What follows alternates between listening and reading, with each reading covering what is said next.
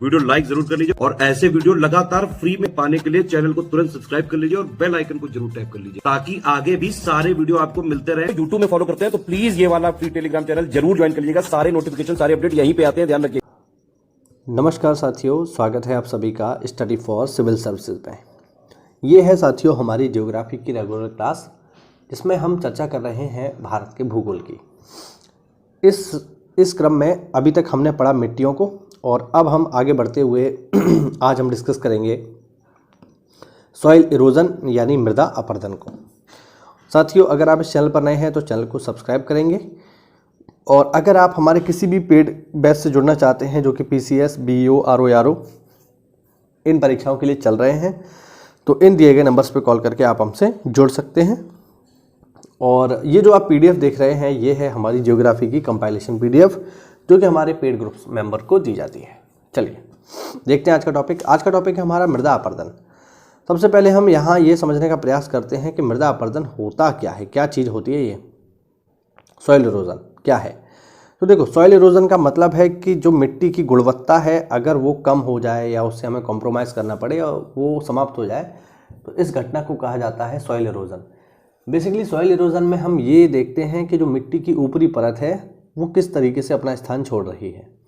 तो basically soil erosion में क्या होगा कि जो मिट्टी की ऊपरी उपजाऊ परत होगी अगर वो किसी भी कारण से अपना स्थान छोड़ रही है तो इसे हम नाम देंगे सॉइल इरोजन यानी मृदा अपरदन। ठीक है, यही सब जानकारी यहाँ पे लिखी हुई है, आप देख सकते हो।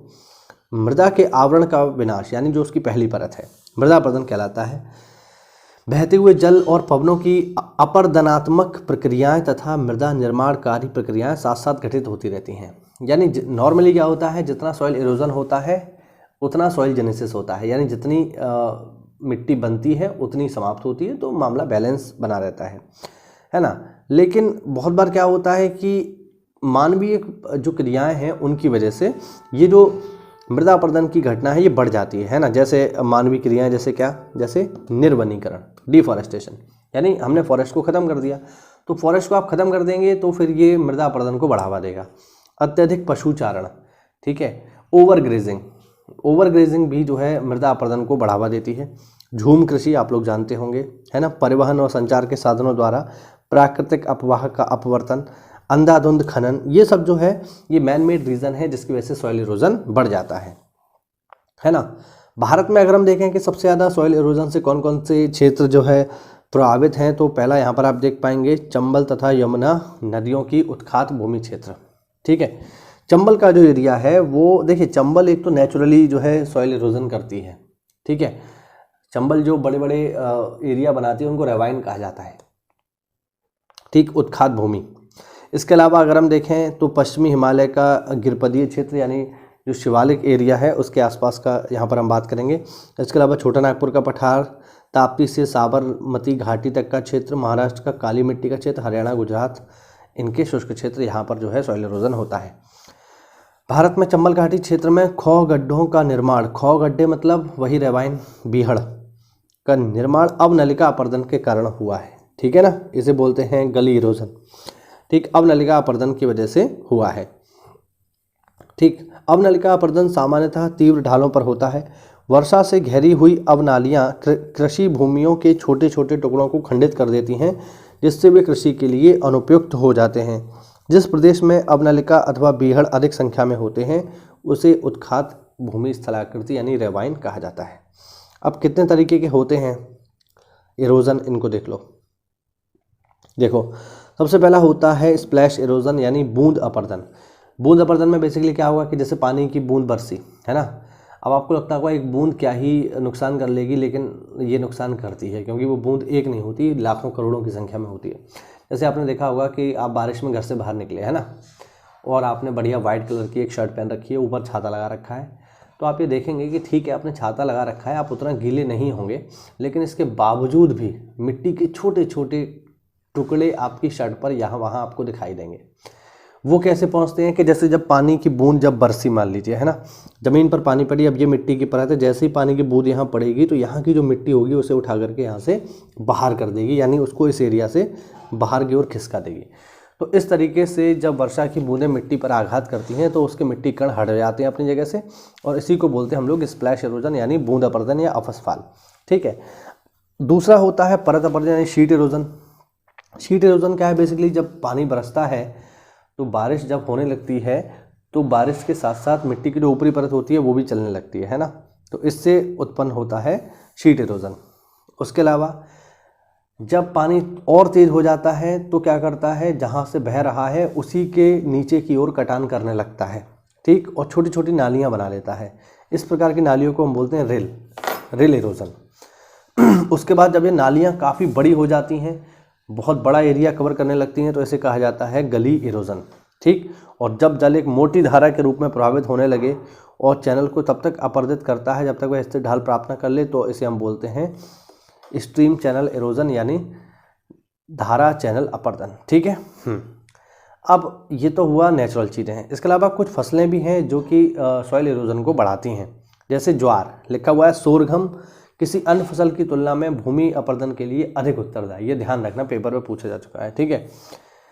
मृदा संरक्षण से संबंधित पद्धतियों में शस्यावर्तन, वेदिका निर्माण तथा वायु रोध को भारत में उपयुक्त माना जाता है। मृदा सुधार के अंतर्गत फसल चक्र, मिश्रित खेती तथा बहुउद्देशीय बहुफसलीय खेती तथा खेती द्वारा मृदा की उर्वरकता को पोषित किया जा सकता है। मध्य प्रदेश में चंबल तथा अन्य नदियों द्वारा अवनलिका अपरदन के कारण मुरैना, भिंड एवं ग्वालियर जिलों की भीड़ भूमि और बंजर हो गई है। यानी देखिए रेवाइन जो है एक काफ़ी गंभीर घटना है और लगातार इससे काफ़ी बड़ा एरिया जो है खेती के लिए अनुपयुक्त होता जाता है, ठीक है। तो ये एक समस्या है। अच्छा, यूपी में बहुत बार यूपी स्पेशल में पूछ लेता है कि बताइए यूपी में कौन सा ऐसा जिला है जो अवनलिका अपरदन से ग्रसित है ना। तो इसका ध्यान रखेंगे, वो जिला है इटावा, क्योंकि इटावा ही वो जगह है जहाँ पे चंबल और यमुना आपस में मिलती हैं, तो इटावा में भी ये इरोजन होता है, ध्यान रखना, गली इरोजन होता है। अच्छा, अगर पेपर में पूछे कि भारत में सबसे ज़्यादा अपरदन किस तरीके से होगा, तो भारत में जो सबसे ज़्यादा अपरदन होता है वो वायु से होता है ना। यहाँ पर आप देख पाओगे भारत में सर्वाधिक अपरदन हवा से होता है, वायु से होता है, ठीक है। तो देखिए क्या लिखा हुआ है यहाँ पर, देखिए साफ साफ लिखा हुआ है कि यदि मृदा अपरदन और मृदा क्षय मानव द्वारा किया जाता है तो स्पष्टतः मानवों द्वारा इसको रोका भी जा सकता है। ऑब्वियस बात है। देखिए वैसे तो सॉइल इरोजन अगर देखा जाए तो एक नेचुरल प्रोसेस है ना, प्राकृतिक तरीके से ही मिट्टी बनती है और प्राकृतिक तरीके से ख़त्म होती है। लेकिन अगर ये दोनों चीज़ें प्राकृतिक तरीके से चलती रहे तो कोई दिक्कत वाली बात नहीं है, नॉर्मल है ये। बट जब इंसान इसमें ज़्यादा हस्तक्षेप कर देता है तो फिर ये चीज़ें बढ़ जाती हैं, और बढ़ जाती हैं तो फिर सॉइल इरोजन बड़े पैमाने पे होता है जो हमें नुकसान पहुंचाता है। तो इसी चीज़ को कंट्रोल करने के लिए जब मानव इसको बढ़ा रहे हैं तो वो इसको कंट्रोल भी करेंगे, वही यहाँ बताया जा रहा है। लिखा हुआ है संतुलन बनाए रखने के प्रकृति के अपने नियम है। ऑब्वियस बात है, बिना संतुलन बिगाड़े भी प्रकृति मानवों को अपनी अर्थव्यवस्था का विकास करने का पर्याप्त अवसर देती है। बिल्कुल सही बात है।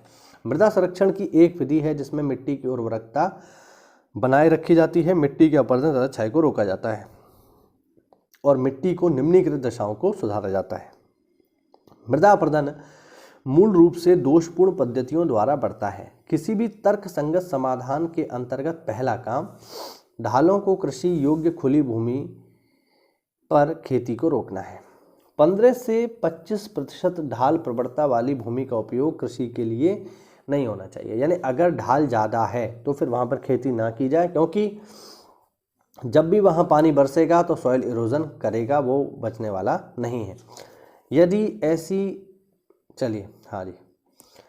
ऐसी भूमि पर खेती करना जरूरी हो तो इस पर सावधानी से सीढ़ीदार खेत बनाने चाहिए। यानी अगर मजबूरी है मान लो खेती करनी है तो फिर हमें ध्यान रखना चाहिए कि हम खेत कैसे बनाएं, सीढ़ीदार बनाएं। भारत के विभिन्न भागों में अतिचराई तथा स्थानांतरी कृषि ने भूमि के प्राकृतिक आवरण को दुष्प्रभावित किया है, जिससे विस्तृत क्षेत्र अपरदन की चपेट में आ गए हैं। ग्रामवासियों को इनके दुष्परिणामों से अवगत कराकर इन्हें नियंत्रित करना चाहिए। गांव वाले इसमें क्या कर सकते हैं, अतिचराई तथा जो झूम कृषि है जिसको हम स्थानांतरित कृषि भी बोलते हैं, उसको कंट्रोल किया जा सकता है। अतिचराई में देखिए क्या होता है, जैसे कोई भी मान लीजिए कोई भी घास का मैदान है, ठीक है ना। अब घास के मैदान की एक क्षमता है, ठीक है। ये मान लीजिए हमारा 1 वर्ग किलोमीटर का घास का मैदान है और इस घास के मैदान में अगर महीने भर में 4 गाय यहाँ पर आसानी से अगर खाना खाती रहें, इस घास को चरती रहें, तो कोई दिक्कत नहीं होगी, घास का मैदान सस्टेनेबल बना रहेगा। ठीक है, यानी जितनी घास गाय खाएंगी उतनी घास उग आएगी। इससे ना तो गायों को कोई नुकसान है, ना ही घास की संख्या बढ़ेगी, घास के मैदान में चीज़ें बैलेंस बनी रहेंगी। अब क्या है, अब आप इसमें घुसा दो 40 गाय, तो 40 गाय अगर आप इसमें घुसा देंगे तो फिर ये घास के मैदान को ख़त्म कर देगी ना, क्योंकि इसके ख़त्म होने की जो घास के ख़त्म होने की दर है वो ज़्यादा हो जाएगी और बनने की दर कम हो जाएगी, जिससे ये प्रॉब्लम खड़ी हो जाएगी, है ना, बात समझ रहे हैं। तो इसीलिए यहाँ पर हमें इस चीज़ को नहीं करना चाहिए, यही कहलाता है अति चराई। फिर है स्थानांतरित कृषि, इसको भी देख लो। जैसे जो आदिवासी इलाके हैं वहाँ पर क्या होता है, खासकर नागालैंड में आप देखोगे, है ना, वैसे तो अलग अलग क्षेत्रों में झूम कृषि अलग अलग नामों से जानी जाती है बेसिकली, बट जो झूम कृषि की यहाँ पर बात है वो बेसिकली हम नागालैंड के लिए यहाँ पर इंडिकेट करते हैं। इसमें ऐसे क्या होता है कि मान लीजिए कोई जंगल का इलाका है, ये जंगल का इलाका है, अब यहाँ पर आदिवासी आए, आदिवासियों ने क्या किया, इस जंगल को काट डाला और काटने के बाद इसमें लगा दी आग, और आग लगाने के बाद यहाँ पर उन्होंने अपनी फसलें उपजा ली। ठीक है, अब चूंकि ये आदिवासी हैं तो इनकी जो कृषि होती है बहुत ही नेचुरल तरीके से होती है, बहुत ही प्राकृतिक तरीके से होती है, क्योंकि इनके पास कोई भी वैज्ञानिक उपकरण, खाद वगैरह नहीं होती। तो ये क्या करते हैं, यहाँ पर 2 से 3 साल तक यहाँ पर ये खेती करेंगे। 2 से 3 सालों में ही क्या होगा, ये जो ज़मीन इन्होंने काट के साफ़ की थी, इसकी जो उत्पादकता है वो धीरे धीरे कम होने लगेगी और 2 से 3 साल में ही ये ज़मीन जो है उत्पादन करना बहुत कम कर देगी। ऐसी स्थिति में क्या होगा, ऐसी स्थिति में ये लोग क्या करेंगे, यहाँ से कहीं और चले जाएंगे और किसी और जंगल को काट करके वहाँ पर खेती शुरू करेंगे। अब अगर इसी तरीके से जंगल अगर कटता रहेगा और लोग खेती करते रहेंगे तो जंगल ही नहीं रहेगा, तो फिर कैसे काम होगा। एक चीज़ आप स्पष्ट कर लो कि आप ये मत सोचो कि खेत को, मतलब जंगल को रिप्लेस करके हम अगर खेती कर लें तो भी तो हरियाली हो रही है ना, या उससे भी तो जो है मतलब पेड़ पौधे हमें दिख रहे हैं, हरियाली दिख रही है, तो क्यों ना हम जंगल को काट के जो है खेत लगा लें। ऐसा नहीं है, जंगल की कार्यप्रणाली अलग होती है, खेत की कार्यप्रणाली अलग है। जंगल का महत्व बहुत ज़्यादा है, वनों का महत्व बहुत ज़्यादा है, खेत कभी भी जंगल की जगह नहीं ले सकते, इस बात को सदैव ध्यान रखिएगा, काफ़ी महत्वपूर्ण चीज़ है ये। ठीक है, आप इसको सदैव ध्यान रखना, खेत खेत है, जंगल जंगल है। ठीक, तो जंगल का महत्व ज़्यादा है, तो इन चीज़ों को हमें समझाना चाहिए किसको, किसानों को, जिससे वो ना करें। इसके अलावा और भी तरीके हैं, जैसे मेड़बंदी, है ना। मान लीजिए सीढ़ीदार खेत है, हमने क्या किया, यहाँ पे छोटी छोटी मेड़ बना दी। अब इससे क्या होगा कि जब भी पानी यहाँ से जाएगा तो मेड़ से रुक रुक कर जाएगा, तो ये हम कर सकते हैं। इसके अलावा सीढ़ीदार खेत ही हम बना लें, यहाँ पे सबसे बढ़िया पहाड़ों पर जैसे क्या होता है, इस तरीके से सीढ़ीदार खेत बना दिए जाते हैं, इससे पानी का जो बहाव है वो रुक जाता है। इसके अलावा नियमित वानिकी, यानी हमें लगातार जो है पेड़ पौधे लगाते रहने चाहिए। ठीक है, तो इस तरीके से, या फिर हम आवरण फसलें उगा सकते हैं, मिश्रित खेती कर सकते हैं, शस्यावर्तन कर सकते हैं, जिसकी वजह मतलब जिसका प्रयोग करके हम जो है सॉइल इरोजन को कम कर सकते हैं। ठीक है, हाँ, अब रोक नहीं सकते, ये भी समझ लो, रोक नहीं सकते। आप ये सोचो कि सॉइल इरोजन को रोक लो, नहीं, ये तो नेचुरल है, ये तो होगा ही होगा, तो आप इसको रोक नहीं सकते, तो आप इसे बढ़ाइए मत। कहने का मतलब है ये, इसको बढ़ाइए मत और इसको कम करिए, क्योंकि अगर उपजाऊ मिट्टी चली जाएगी तो फिर खेती भी आप किस पे करोगे, ये प्रॉब्लम है ना। तो इन चीज़ों को आपको ध्यान रखना है। ये था हमारा एक छोटा सा टॉपिक जिसको आज हमने कवर किया, और इसमें हमने जाना कि मृदा संरक्षण किस तरीके से होता है। उम्मीद करता हूँ आपको कुछ नई जानकारी मिली होगी।